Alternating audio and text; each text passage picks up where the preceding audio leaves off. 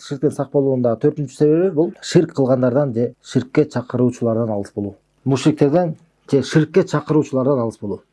Мындай айтканда ошо ширк кылып аткан адамдардан алыс болушубуз керек да, колубуздан келишинче. Алар менен достошпош керек. Аларды сүйбөш керек. Алар жанында жүрбөш керек. Алар менен суктанып, кайра адам жүрө берсе, алардын жанында боло берсе, алар менен достошо берсе, сөзсүз түрдө ошолордой болуп калышы мүмкүн адам. Анткени шариатта билебиз, ас-сахибу сахиб деп коет маалымдарчы. Дос бул тартуучу деп коет да. Дос тартып алат өзүнө. Сөзсүз түрдө адамга анын досу таасир этет. Пайгамбарыбыз саллаллаху алейхи вассалам кайсы айткандай, аль-мару аля дини халили дейт да. Адам өзүнүн досунун дининде деген да. Кайсы бир адам эгерде бир ширк кылуучу менен достошуп алса, алда ширк кылып калат. Бул алда бара ширкке түшүп калышы мүмкүн да, субханалла.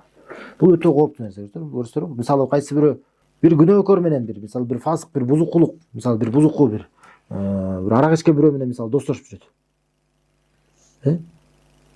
Ошо бара алда арак ичип кетиши мүмкүн да. А кимдир бирөө ширк кылуучу менен достошуп атат. Кайсысы кооптураак? Ширк кылуучу бара ошо тартат да. Анан субханалла, чын эле канча деген көп адамдар өзүнүн досу себептүү ширкке түштү. Бир кошунасы себептүү, бир жакыны себептүү, бир таанышы себептүү, бирөө келет дагы.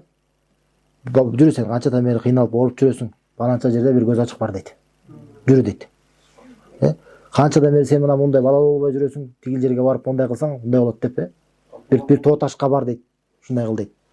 Анан канча деген адамдар өзүнүн мисалы бир досу аны бир мисалы Аллахтан башка бирөөгө дуа кылууга үйрөтүп койгон. Жакыны мынча айтканда көрсөтөрбү, мына канча деген адамдарды чынында досу ширкке түшүп калууга тартып кетет да, субханалла. Бул тууралуу дагы мисалы хадисте да окудук эле, Абу Талиптин окуясы. Өзүнүн достору себептүү ширкте калып калды го. Ширкте карманып жүргөн дининен достору себептүү кайтпай койду го. Достору себептүү болуп төрүк тозокто болуп калды. Ошондой эле Куранда да аятты окуган болчусуз, Аллах Таала айтат, бир тозокко түшүп калган адам тууралуу айткан экен да. Я лайтани лам аттахид фуланан халула. Мага бале болсун. Баланчаны мен өзүмө дос кылбаганда дейт. Лакад адаллани зикри ба'да жани. Мага Аллахтын эскерүүсү келгенден кийин ошол мени адаштырып салды дейт да. Ошол мени адаштырып салды деген да, субханалла. Мына буякта да көрсөтөрбү, кайсы бир адамга эгерде мына таухид келип аткандан кийин, ушул нерсе ширк, ушул нерсе таухид деп келгенден кийин, көрсөтөрбү, мына өтө кооптуу нерсе бар да. Адамдын досу анан адаштырып койушу мүмкүн. Досу адаштырып койушу мүмкүн да. Же досу аны ширкке түртүп койушу мүмкүн. Жана бул дос айтып атпайбыз, ошо ширк кылуучу болсо андан алыс болуш керек, сак болуш керек.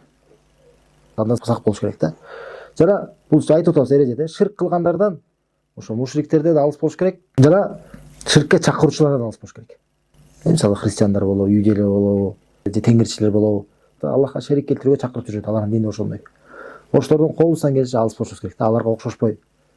Алардын майрамдарын майрамдабай. Эмнеге майрамданга бизге тыюу салган? Алардай болуп калбаш үчүн.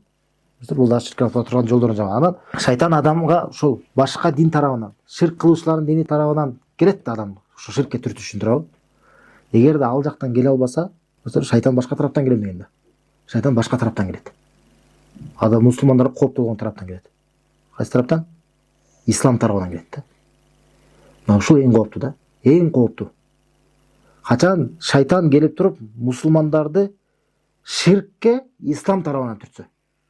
Исламгандай сыяктуудай көрсөтүп. Мына ушул ислам дини деп көрсөтүп. Жана айттык го, мисалы тумарды пайгамбар саллаллаху алейхи вассалам өзү ширк деп атса, жок, тумар бул исламда бар деп.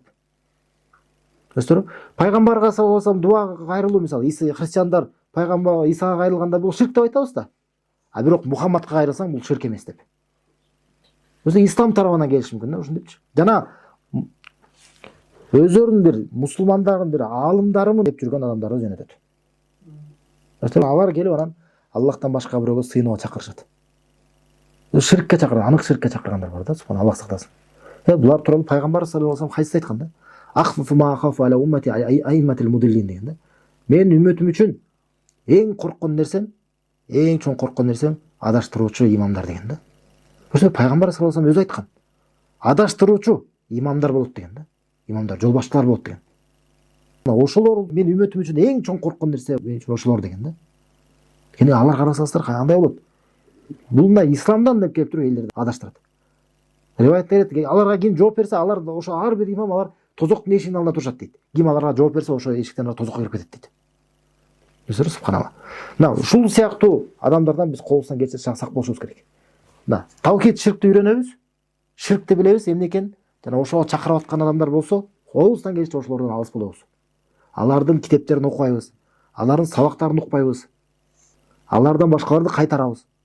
Бул дагы ширктен сак болуунун жолу. Ширктен сак болуунун жолу. Анткени кээ бир адамдар бар. Аларды алым деп эсептеп алат. Аларды алым деп эсептейт. Жана алардын айтканын өчө бир диндеги демек айткан сөз экен деп. Анын айткан сөзү Куран сүннөткө анык каршы болуп турса деле, жок ала алым айтты го деп сөзүнө ишене бере жүрөбүз. Анан бара ширкке түшүп кетет.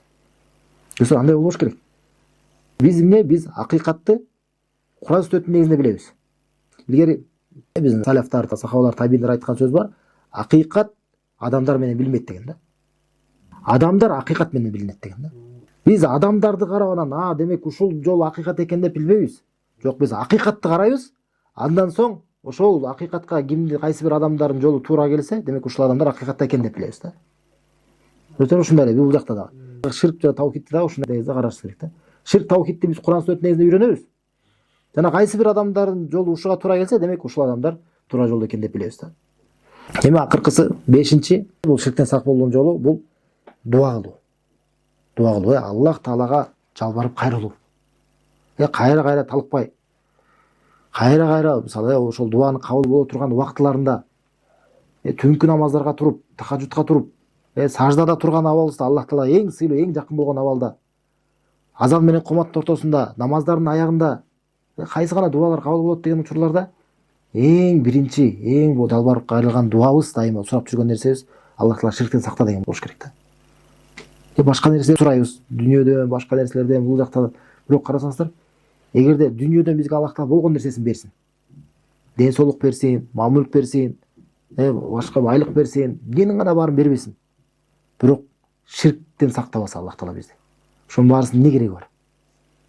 Аллах Таала ошонун жакшылыктын баарын берген болсун, бирок ошолор менен бирге дагы эмне ширктен да сак кылган болсун.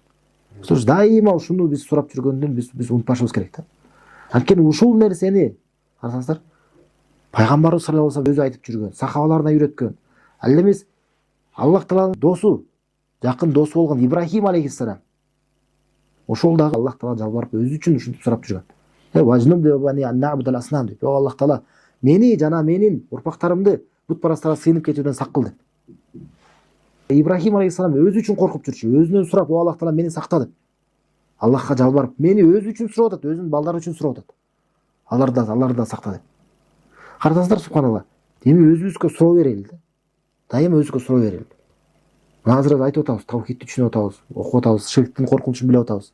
Мына ушул өзүбүздү сынап көрөлү. Канча жолу биз Аллахтан жалбарып сурап жүрөбүз. Аллах Таала мени ширктен сакта деп. Ошонун негизинде биз өзүбүздү билип койсок болот да. Канчалык деңгээлде биз таухидти ла иляха илlalloh'ту түшүндүк. Канчалык деңгээлде биз ширктин коркунучун түшүндүк. Ошол өкүм сабакта айткан болсо, Абу Бакырга элестесе, Абу Бакырга келип пайгамбар саллаллаху алейхи вассалам айтпады беле? Силерге келе турган ширк бул кумурсканын издеринен да жашыруун дейт. Менин жаным анын колунда болгон затка ант дейт. Ширк бул кумурсканын издеринен да жашыруун дейт. Жана мен сага бир нерсени үйрөтөйүн дейт. Сен аны кыла турган болсоң, ошонун сен азынан дагы, чоңунан дагы сен сак боласың дейт да. Сен ошону кылсаң, мисалы үйрөтөм дейт. Сен аны кылып жүрсөң, анын ширктин көбү дагы, азы дагы сенден кетет дейт да. Дегенде айткан, нарсасы Абу Бакырга үйрөткөн дуа да. Аллахумма инни аузу бика ан ушрика бика ва ана алам ва астагфирука лима ла алам дейт. Mesela ушул дуаны үйрөткөн да, пайгамбар саллаллаху алейхи Абу Бакырга үйрөткөн дуасы. Эң жакынкы досуна. Ага жакшылыкты каалап. Mesela ушунтан биз дагы кимге жакшылык каалап аткан болсок, ушул дуаны үйрөтөлү. Өзүбүз биринчи үйрөнүп, аларга да үйрөтөлү. Кимге жакшылыкты каалап аткан болсок. Mesela пайгамбар саллаллаху алейхи өзүн Абу Бакырга ага жакшылыкты каалап, андан ширктен сак болуп калышынын себебин үйрөтүп атат. Кандай дуа экен? Мына о Аллах Таала дейт. Сага мен билип, сага бир нерсени шерик келтирүүдөн мен сенден коргоо тилеймин дейт. Коргоо сураймын дейт. Жана мен билбей кылган нерселерден мен сенден кечирим сураймын дейт. Mesela айткандай экен: Аллахумма инни аузу бика ан ушрика бика ва ана алам ва астагфирука лима ла алам. Ушул дуаны иншалла жазып анан алышыбыз керек болор. Анан бул хадисте да тасдиктай турган Ибн Аббастын сөзү бар көрсөңөр, бул сахаба, улуу сахаба Ибн Аббас бул айтат да. Ширк дейт. Ширк бул караңгы түндөгү кара таштын үстүндөгү кумурсканын издеринен да жашыруун деген да. Ушул сөз бул Ибн Аббастын сөзү да, сахабанын сөзү. Сиз караңгы түндөгү кара таштын үстүндөгү кумурсканын издеринен да жашыруун дейт. Ушунчалык кооптуу нерсе экен. Демек ушундай нерседен биз өзүбүз сак боло алабыз, билесиз. Караңгы түнү кумурсканын издерин байкамак турсун, кумурсканын өзүнөн ал эмес чоң таш турса да байкабай каласың турабы? Демек мындан эмнени түшүнөбүз бул сөздөрдөн? Ширктен өзүбүз сактана албайбыз. Биз себептерин кылабыз, аракет кылабыз.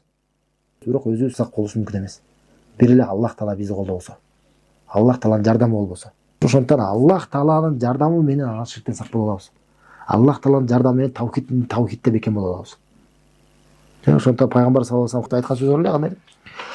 Лаула Аллахи махтадайна ва ла тасаддакна ва ла саллайна. Эгерде Аллах болбогондо биз туура жолдо болбойт элек дейт.